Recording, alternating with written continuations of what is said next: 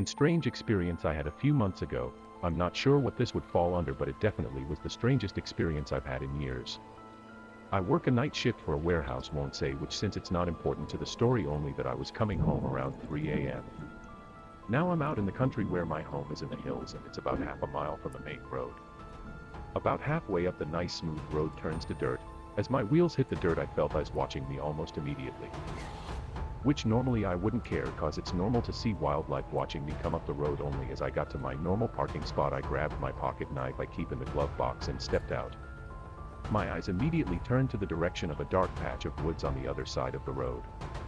Something told me to look there, and I held my knife up calmly, saying, "I know you're there." As the words left my lips, the world went dead quiet, which is very strange. If there is a waterfall maybe 500 to 600 feet away from me, and I can always hear it when I come home, but even it went silent.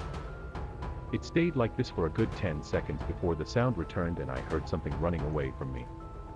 I just kept my knife to my side and walked like I normally would to the house, as I felt like running would have been a bad idea. As I got in, I saw the dogs that normally greeted me weren't anywhere in sight, and they were in the living room, both looking out the window in the same direction I felt the gaze something from. I didn't say anything to my fiancée, as she was asleep and she doesn't have a belief in the paranormal as I do, coming from my Mapuche heritage, South American Indian tribe. I grew up on stories from my dad and had heard the Native American stories of Wendigo, skinwalkers, and other spirits creatures, but since that night I've never felt that same presence. No idea what it could have been, I just know it wasn't deer like I'd normally see around my home. Years ago I was a trainee in a local supermarket. That may not be the most important point, but I guess a bit of background information is never wrong. Well, it happened that I had an early shift and needed to be at work at 6 a.m.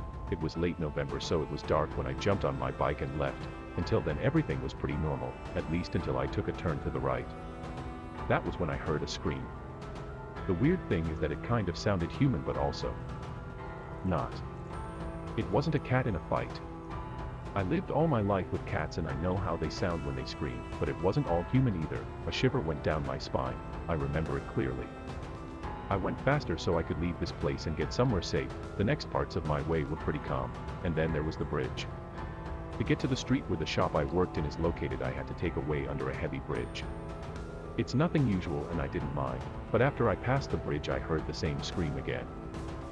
This time directly behind me. It felt like ice was flowing through my veins, and I quickly drove off. As I looked behind me to make sure nothing is following me, and saw a strange shadow, slightly formed as a human, but not fully.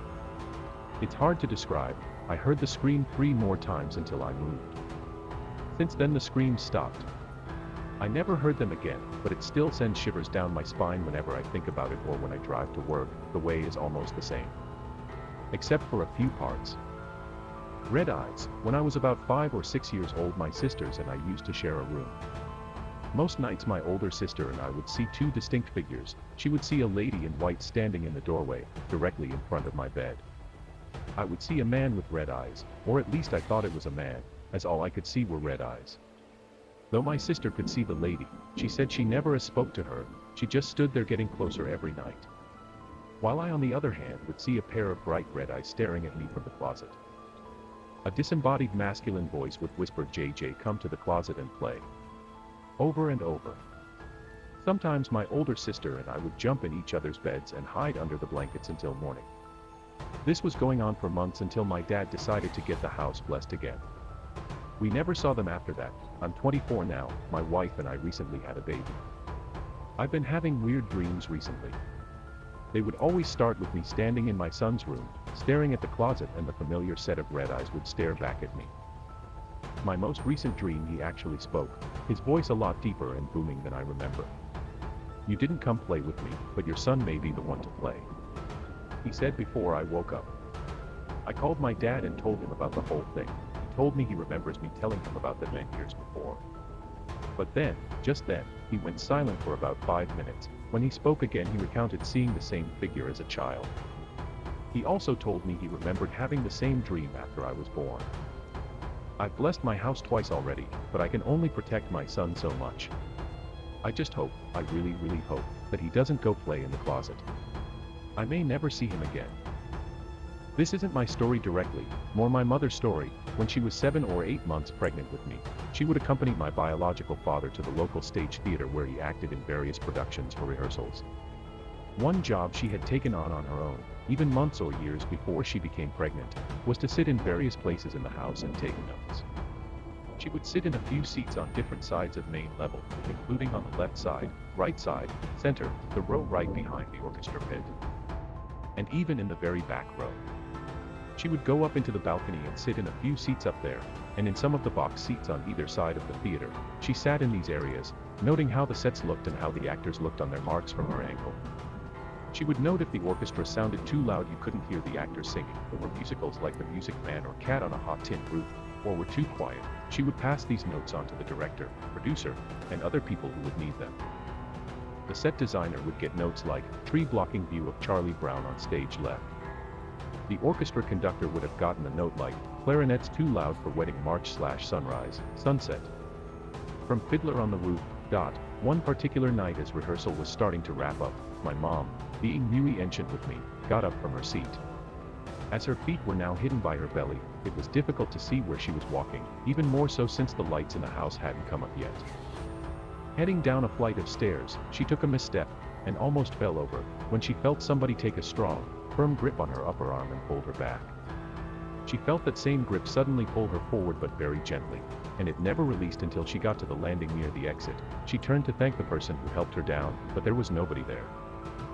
Something's in the woods, and we don't know what to do about it, so, let me explain the title.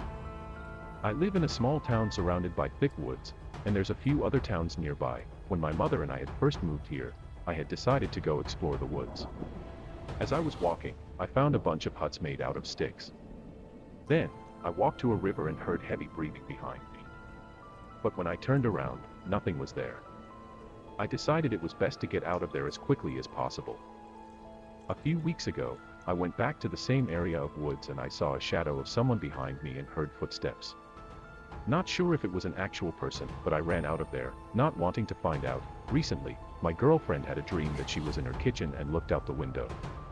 There was a creature who looked like it was rotting. Its joints were all backwards, and it looked humanoid and part goat according to her. It looked at her and made a strange scream. She then woke up. The next day, she was having a conversation with her little sister, when she heard a voice outside. She paused in the middle of her sentence and freaked out when she heard a scream similar to the one in her dream. I've been hearing knocking at my window, and I am not happy about it. I've set up bowls of salt in my room, cleansed with bells, and rose petals, and more. I'm just terrified of whatever it is getting in. My old apartment. When I was really young, about 4 or 5, me and my family lived in an apartment. It wasn't an old apartment, it was kinda neighborhood filled with the same apartments. There was a pool, playground, and yard space. At the time it was only my parents, me, and my little sister who is 2 years younger than me living there. This one day my family was all downstairs cooking breakfast and I was playing in the third bedroom we made into a playroom. In my closet I had my Care Bear collection and a whole bunch of shelves of books. While I was playing with God knows what, I heard a little boy ask me, "Do you want to play with me?" From the closet. I figured it could have been my cousins that my parent would babysit once in a while and he was trying to scare me. When I looked in the closet no one was there. I called out to the voice and asked, "What do you look like?" For some odd reason I thought if I knew what it looked like I could find it easier. There was no response and I ran downstairs to tell my mom. Through the years I have thought of many explanations. Maybe it was my sister, but she was with my mom. Maybe it was my cousin, but no one was over the day and I didn't see anyone. Maybe it was one of my Care Bears malfunctioning. My yellow Care Bear, Share Bear, said hooray. It's time to play in a few other phrases when I squeezed him, but he's never said that question or gone off without squeezing him. I have him in my room to this day and he has never gone off. I convinced myself it was my imagination, but who knows. This weird supernatural occurrence, I was probably about 6 or 7 years old when this happened. My dad took me to go visit what was basically my dad's foster family on his mom's stepsister's side in a small city in Wisconsin. We were going to stay for 3 or 4 days and spent them playing with our uncles and aunts who were then in their teens. One night, not late at all in the evening, and while all of us were hanging out in one room playing video games together, a storm had come around. My family was very conscious about the weather, so they flipped the TV to the news to check the weather. As we all watched in relative silence, we hear an absolutely earth-shaking boom pop. Not like thunder striking and rolling, but like 1,000 fireworks exploding at the same exact time. The instant this happened, all the power shut off and I see a flash outside the window. Everyone else was concerned about getting the TV back on, but I kept looking out the window and realized the flash wasn't going away. Then I saw it. Something like a moving, floating ball of light on the city horizon that kept getting brighter. It stayed like that until I unsuccessfully tried to get someone's attention, and then poof. It was gone. The power came back on immediately after it disappeared, and no one was interested in listening about what I had seen. It still stays in my mind to this day. What the hell did I see? Is that your brother? We moved into a house when I was about 10. We had plenty of friends in the neighborhood and we had the biggest yard, so our house was like a revolving door. A few of our friends would stay at our house often because they enjoyed the creepy stuff that happens. One thing all of us agreed on is that we always had an uneasy feeling walking up the stairs. We couldn't walk up the stairs because you'd always get a sudden rush of terror, like something was there chasing you. Some of our friends made jokes it was because of the ghost. When I turned 15, I started dating a boy named T. One day he came over and the whole family decided to do a movie night. He and I sat by the door that gave you a whole full view of the stairs. The rest of the family was on the other side where they wouldn't have been able to see. During the movie, he asked why we didn't have my little brother watching it with us. I was the second oldest of 7, so if you seen a kid, it wasn't out of the ordinary. I looked over at my 3 brothers sitting next to my mom and told him where they were. His face went white. I'll always remember how fast his face turned into a sunken white mask almost. I got worried and tried getting him to talk. He said he's gone. I said who's gone? T's voice started shaking. He was right there. There was a little boy on the stairs staring at me. Where did he go? I didn't know what to say. We were both at a loss of words. A couple weeks later, a couple of my friends came over after school and they all said they seen a boy on the stairs following me. None of my brothers were there. I am now 25, my parents still live in that house, and I still have to run up the stairs like that 15-year-old girl because I know he's still there.